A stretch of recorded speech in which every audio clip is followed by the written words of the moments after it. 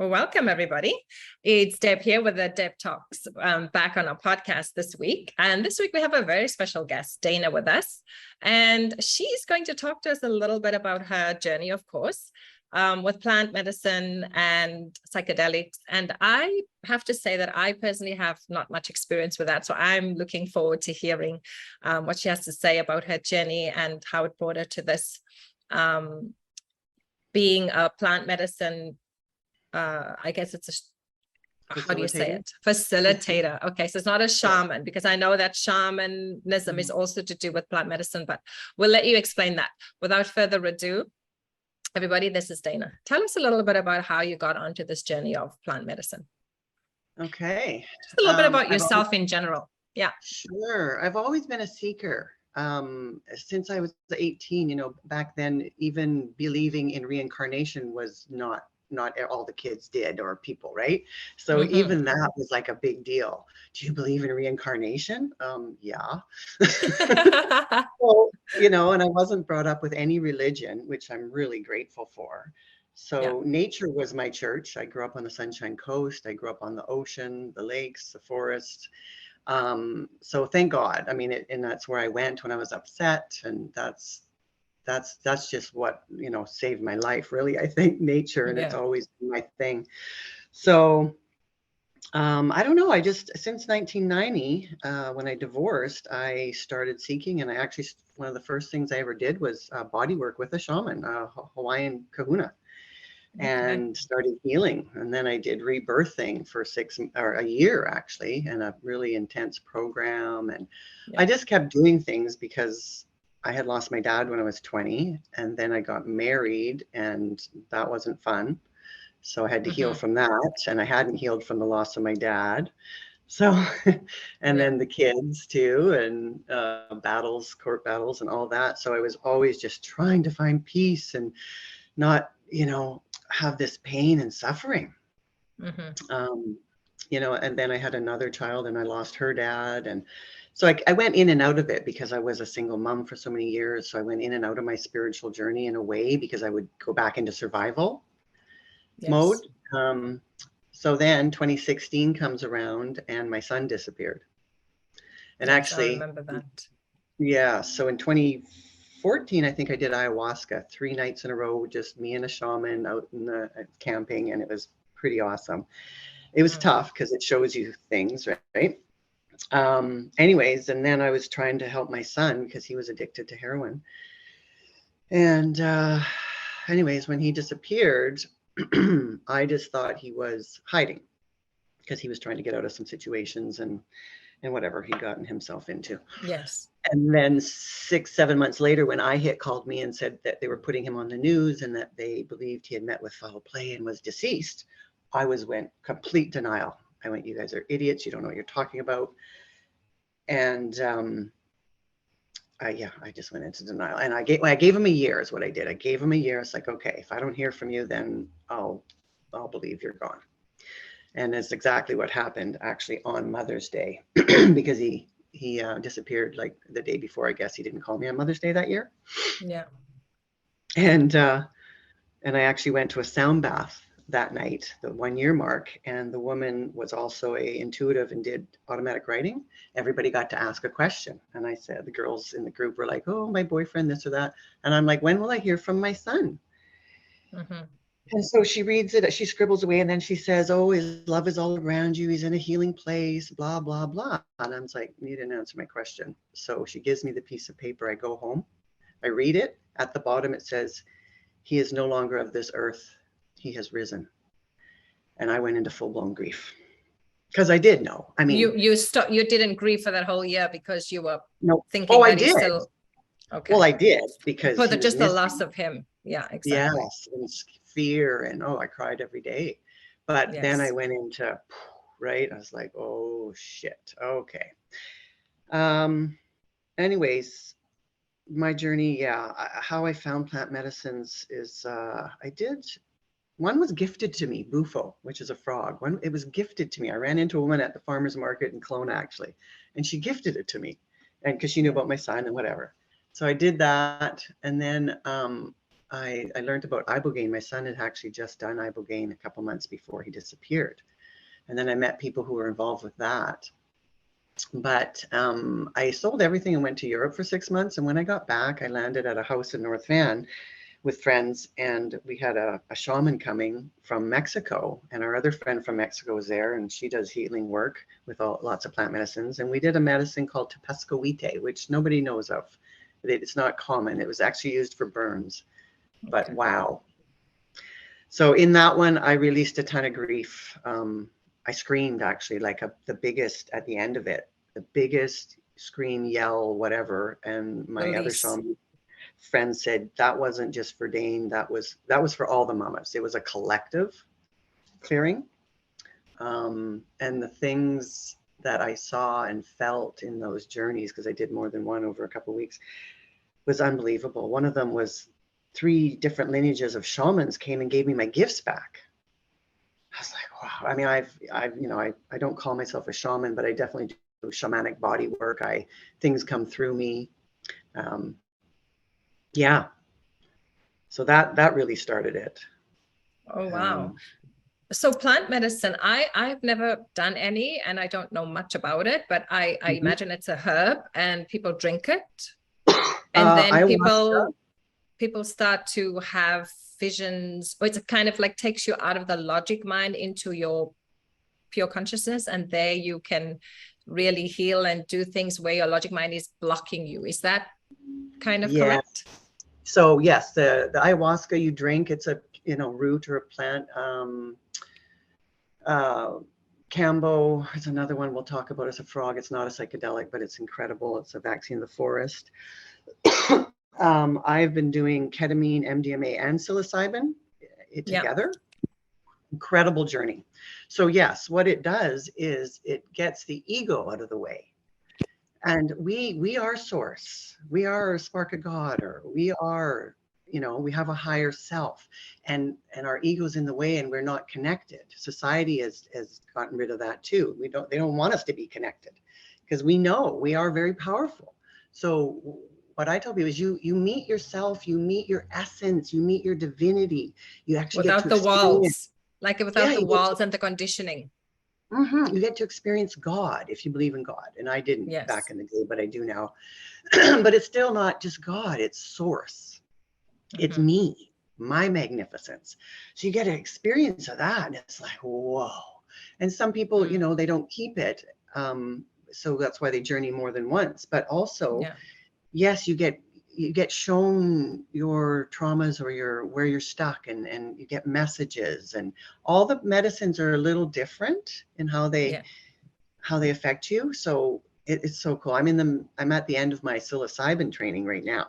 So with mushrooms, and I mean, that medicine it reconnects your brain. It's incredible. And if you guys haven't watched Fantastic Fungi, the documentary, please watch it.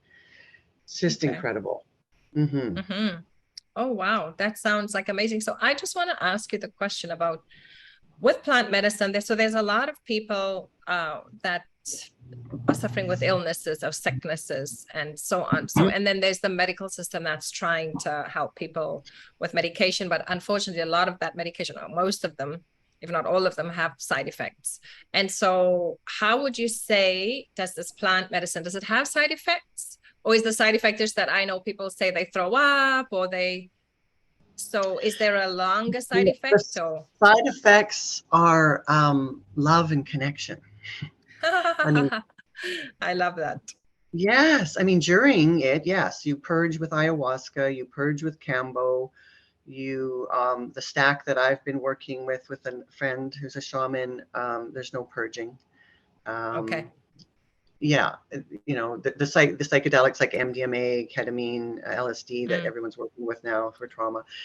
Yeah, you just go on your journey. Whew. And there's another movie out called Dosed 1 and Dosed 2, and I've been at them both and know the people involved with that. Watch those. They're amazing.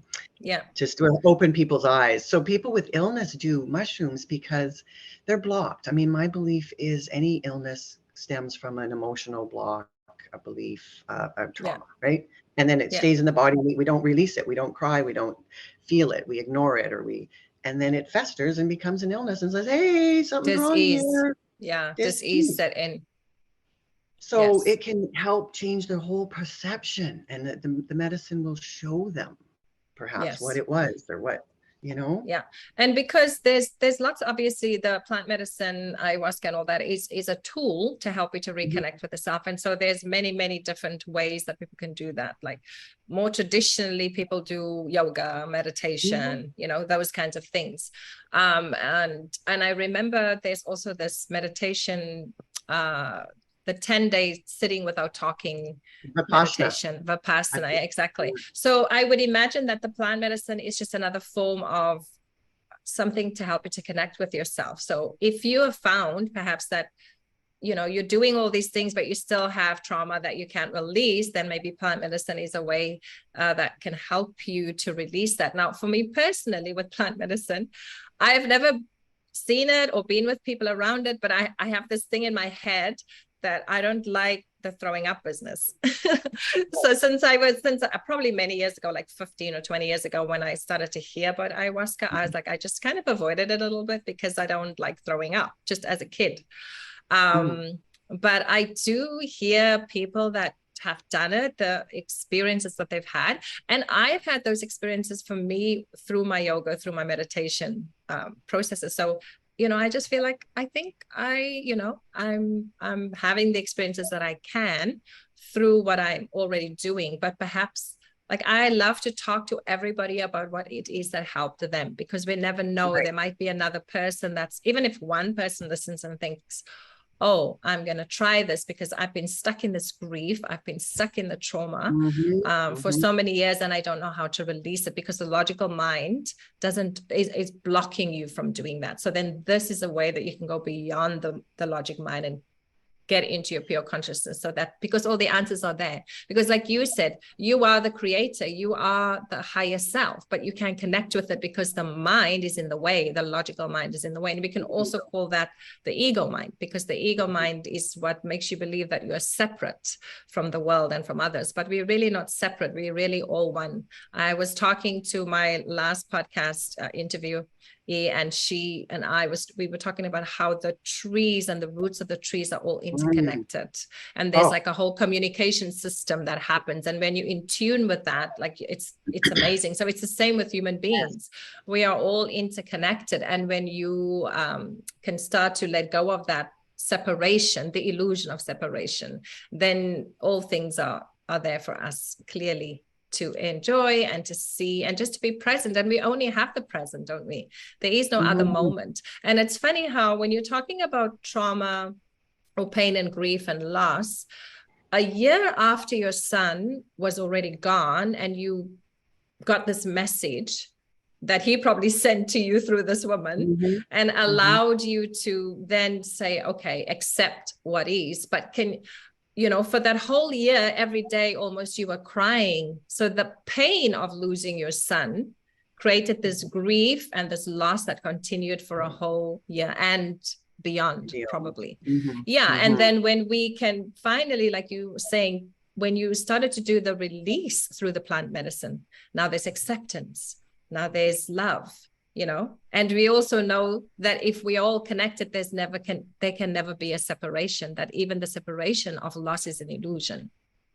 Exactly. That's all what the mind is making up. So when you get in tuned with your higher self, then you can be in peace because everything is as it should be, right? Exactly. Well, and it's the soul contracts. I mean, I've always had the belief of the soul and the contracts we had, and we're not here forever, and we're here to experience things. And some people go young, and people go, kids shouldn't die before their parents. Well, who said they die? It's not like, actually, that is not true. It's not true. So stop saying some things.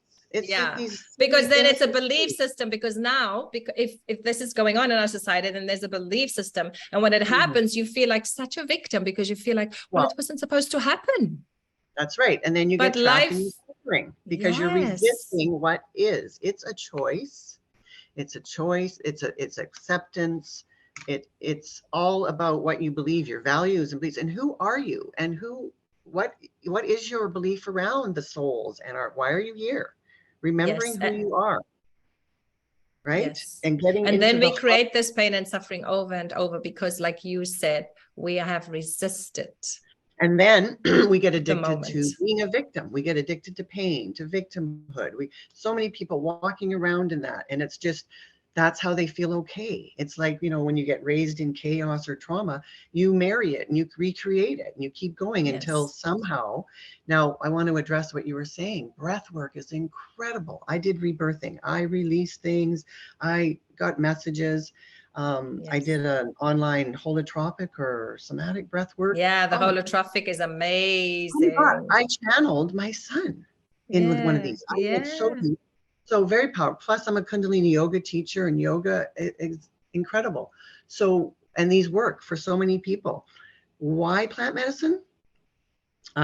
If you're really stuck, for sure. And I mean, I just watched somebody actually in a psilocybin journey, and psilocybin is mushrooms. Everybody, mushrooms. Yeah, I was just gonna say, people, that's mushrooms. Yes, and there's many different kinds. So somebody was so resistant. I mean, they did not break through. Even on 12 grams, didn't break through. Wow, because the intellect is so strong, saying, I don't believe this, I don't trust this. And that holding on, that like, no, this is, oh my gosh, I love surrendering. I love letting go. Every time I go into a journey, I have some fear. But I have let go and surrendered so deeply that like normally when you're in one of these journeys I do, you still hear what's going on in the room. You hear and you can hear the music and people, but you're still on your journey. One time, I went so far that my chest, like I exploded into realms and dimensions. They said there are trillions of realms and trillions of dimensions. And I just exploded and I was so gone. And I even yelled out, take me. And it was like, you kill me, I can disintegrate, leave me in the pink realm. I don't care. I surrender. And I just, it was because the biggest fear is to let go of the body. That's why we are so afraid of death. Yeah. That's right. That's right. And so because it's the unknown. I'm actually a death doula too, and I'm going to take my psilocybin to end of life care. They're working with people now. And I think, wow, that's beautiful because that's going to help the transition. I already help people at end of life with the healing work I do, just the energy work, right? Yes. But the plant, amazing. Like let's let go, people. Resistance causes pain. I always tell women in going into labor, resistance causes pain. Just your body knows what to do. Let it. But just trust it. But it's so hard for the intellect to trust. Yes. But when you let go, I actually remember with 2 of my children when I gave birth, that's exactly what happened. In that instant before they were born, I gave up. And that was the easy part. And actually, even me, my little mind is blown away. It's like, how did the shoulders get through? How did that get through? Because your little mind just can't fathom it, right? But like it's in that instant where you give up and you allow the body to do what it's designed to do. Because again, what's happening is there's fear of death because some women do die in childbirth, but we don't know why, right? Right. So there's that stigma, attached to it with that's why. So unfortunately in our society today, like a lot of people, they don't even want to take that chance. They just automatically get a C-section without giving themselves a chance, because there's so much fear around, I don't trust my body. My body can't do it. I'm so afraid because there is, again, stigma, like you said, just like how people say, oh, your children shouldn't die before you. Like, who, what? It's all conditioning. None of it is real and none of it is true. But yeah, I was just remembering that just that instant before my third daughter, she was easy because like I had only 1 year later after I had my son. So he paved the path for her. So there was nothing. Well, maybe I was just at that point more relaxed and more trusting, but I for sure know that with my 2, my son and my daughter before, there was that moment of, okay, just let go. And when I let go, my body did incredible things. Like I had actually all my children without any painkillers, without any, nothing. So it's a total gift. And I wasn't quite really awake back then, but I still knew I wanted no medication. So Yes, I did. me too. No medication. I didn't want my kids to, because that when you take medication, it goes into your children too before they're born, and I think it affects them. But hopefully out there, more women will find enough trust in themselves and in their body to at least try. And then at the end of the day, if it doesn't happen, it's okay. And there's no judgment. There's no judgment. No judgment. But people, please deal with your fear, deal with your grief, because it will get stuck in your body. And but we don't know how, Dana. That's the thing. That's why we're doing all these talks, because it's just to help people to see that there are options, and there are many, many different avenues that you can go down, but you can reach out and get help. You don't have to, you have to choose to change it. Because like you said before too, that we become addicted to the pain. We become addicted to the suffering and addicted to being the victim. And then of course you can complain, because that's what you're choosing. You're choosing to do that on a daily basis, and you have a choice to change it.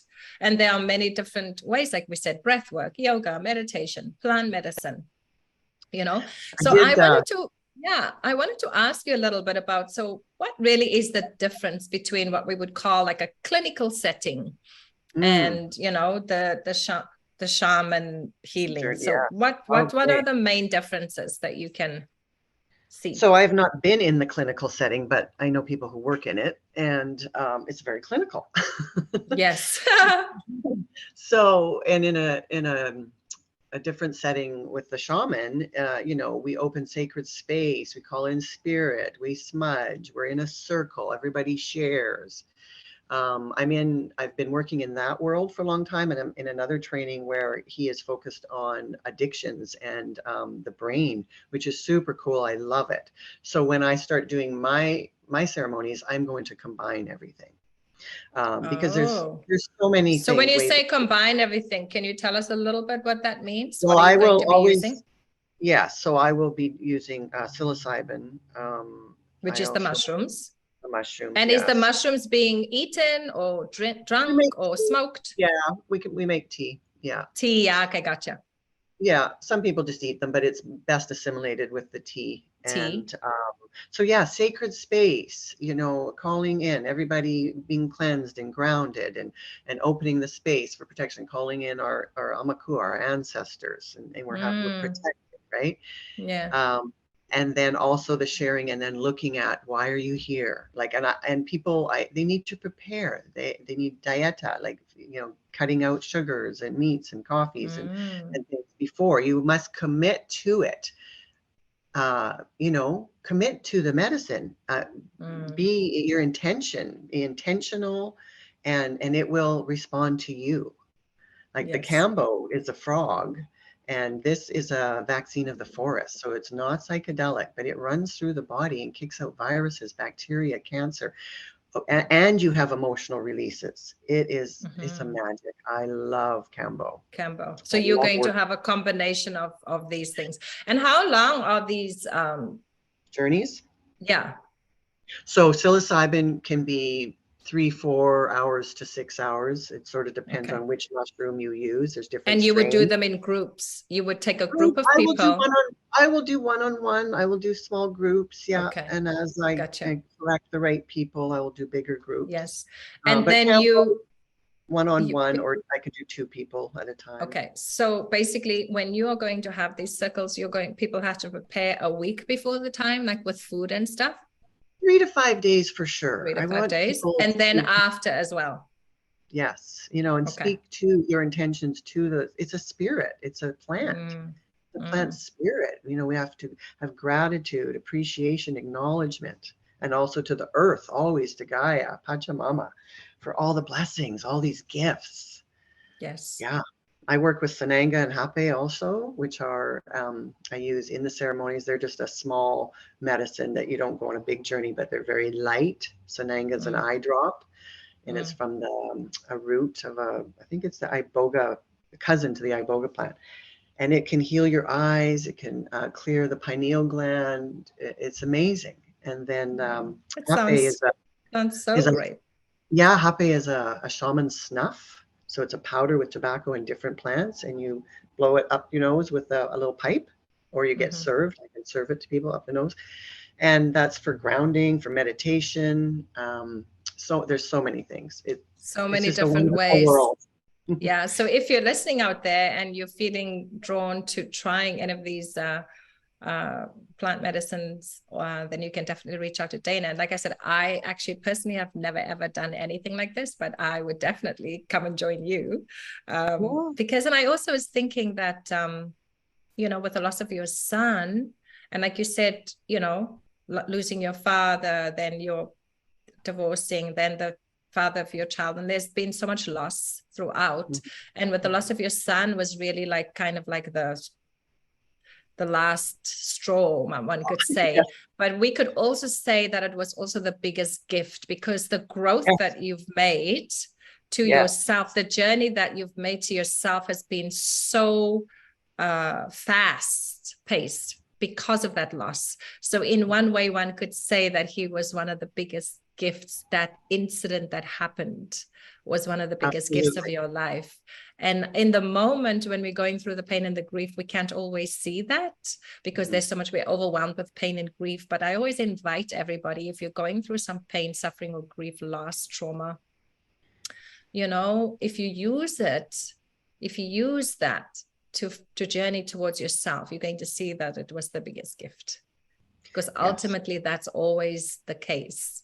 When you look back, you see, wow, that really helped me to be who I am now. Because now when I look at Dana, she is already, and so will be, of service to so many people to help them in this. But you cannot really do that until you've done the journey yourself, because you won't understand it. You can only take someone as far as you've gone. Exactly. And the depths of my grief are to the heights of my bliss. Yes, exactly. And that is a shaman's journey. We get hit hard. Yeah, exactly. You know, you get big medicine. So we call it big medicine. Losing my son. Big medicine. Was big medicine, yeah, and it was the big gift. But in the moment, we can't always recognize the gift because we have so much attachment, and like you say, we have so much resistance. You know, because we unfortunately think that everything is ours and everything belongs to us and it's going to last forever. And it's the biggest illusion you could ever have. We are just journeying through you, and everything is just a gift. Like there's nothing yours. Nothing is yours, not even your body. And he is here. He's so once like, and it did take me a while. No separation. Even with my knowing, it still took a few years, because you just want him. I want him right here and hug him and touch him. The resistance. Yeah. Right. But he is so, and the more I open, actually Joy, do you remember Joy Kingsborough? She said in the beginning, we did an exchange, and she said, once you let go of him on the physical, you will receive him on the spiritual. Exactly. And he's with you. Yes. And he so is. And I feel, and other people that journey, he comes through. It's amazing. So fun. Wonderful. Well, Dana, I want to thank you so much for joining us and for helping us to understand a little bit more about what the plant medicine can do for us. And it's not to be afraid of it. It's just like me, like I thought everything makes you throw up, but it doesn't. No.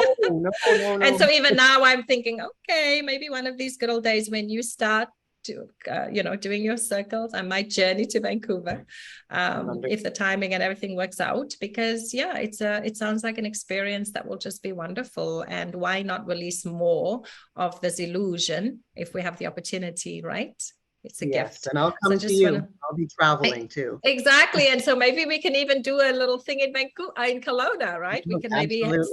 I will totally be open for that. Just let me know and let's see, because I'm sure I can drum up a couple of people. Because for me, as long as it's not throwing up, I'm okay.